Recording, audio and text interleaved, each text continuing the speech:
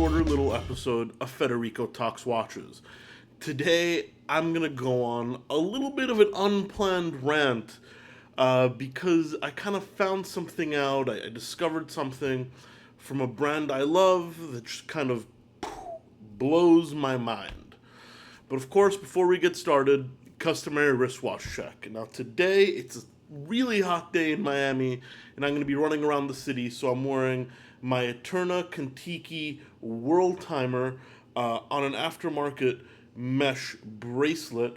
I love the blue and white accents, man. This is a fantastic watch, chronometer certified, ticking with an ETA 2893, I believe. Nothing super fancy, but, just very, very comfy, very, very rough and tumble.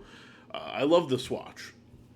But anyway, what did I discover? What has disappointed me so much? Well, it's about the brand Cartier. Now, you guys know I love Cartier. I defend Cartier all the time.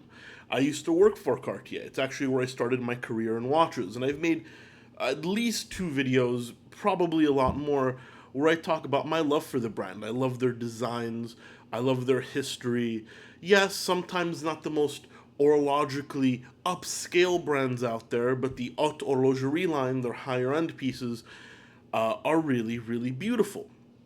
So in a nutshell, I love Cartier, and I know a few other people do as well, like my buddy Christian over at Theo and Harris. And in my mind, Cartier could almost do no wrong. I mean, I don't love everything they've ever made, but I defend them because they usually push the boundaries artistically. I certainly didn't defend the Drive when it came out. I found that to be, not my favorite watch. However, they did something today which, they didn't do it today, but I found out something that, kind of really annoys me. And I'm still gonna love Cartier, don't get me wrong, I'm still gonna adore them, but what I found out really kind of disillusions me.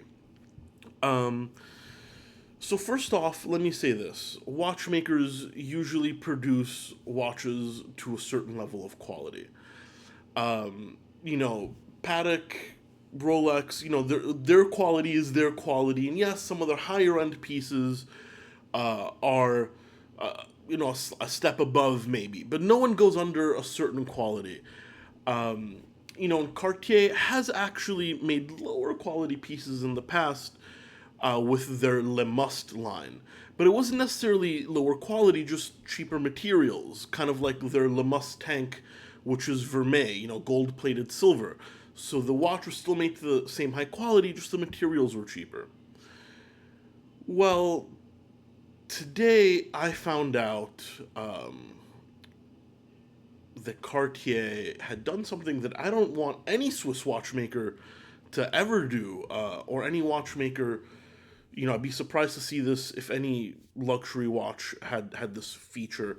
And it's not that big of a deal. It just shows the cost cutting. And that is, a friend of mine came over, and he had his Ronde Crosiere. It's one of their new Cartiers that came out a couple years ago, the Cartier Cruise in English.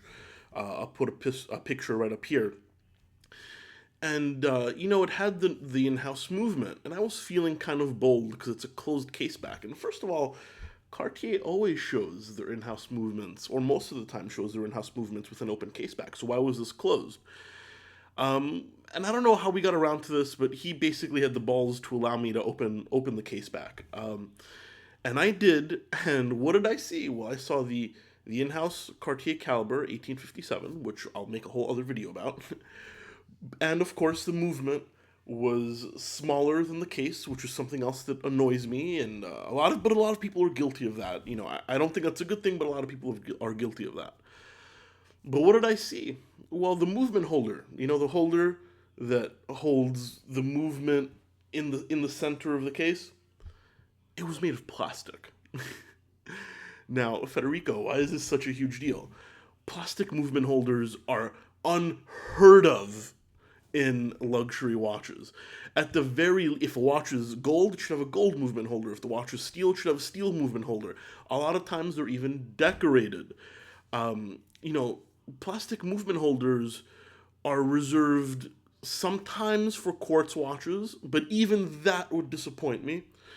And for, really cheap quartz watches like Michael Kors, Seiko, anything in like the sub $1,000 price range, not in the $4,800 or $4,600 price range that the Cartier Cruise is in.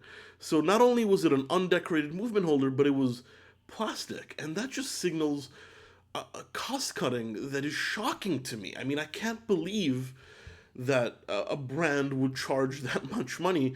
Well, actually, I can believe it because prices are insane now. But I just can't believe almost the disrespect of putting this plastic movement holder in there. Now, yeah, I know the Crosiere is part of Cartier's. Well, the Cartier doesn't call it their cheaper line, but basically it's a Cartier Ronde Solo case. Now, the Solo is the cheaper line of Cartier's, the Tank Solo, the Ronde Solo. And the Crosiere basically has a new dial and a new bezel on it. So it probably wouldn't shock me if the normal Cartier Ronde Solo, because it's basically the same case and has the closed case back, probably shares a plastic movement holder too. Now, unfortunately, I wasn't thinking at the time, and I didn't take any pictures, and I've been trying to search on Google Images, and of course you can't find a Google image of Cartier using a plastic movement holder. So you guys are basically going to have to trust me, because I've been researching it and I can't find it anywhere. I mean, this is disappointing. Ultimately, it's not the biggest deal in the world. It still has an in-house movement. It's a nice watch, but it signals. I mean, it kills the romance for me. It signals this kind of cost cutting. It shows this cost cutting that is just disrespectful in Cartier. I mean, I don't know any luxury watch brands that use plastic movement holders, in their in-house watches, especially one with an in-house movement. Could there be more? Well, after seeing this, yeah, there definitely could be more cases of this. I was just shocked. I never thought this was going to happen. But anyway, what do you guys think? Leave a comment in the comment section below. I mean, do you agree with me? Am I maybe overreacting? I don't know, but I'm pretty damn disappointed. But on that note, guys, please don't forget to like and subscribe to this video if you enjoyed it. It really does help. And, I'm going to make a longer video next time. I was just really annoyed by this, and I couldn't believe it, so it was time for a little bit of a rant video. But thank you so much for sticking around for another episode of Federico Talks Watches, and I'll catch you guys in the next one. Take care.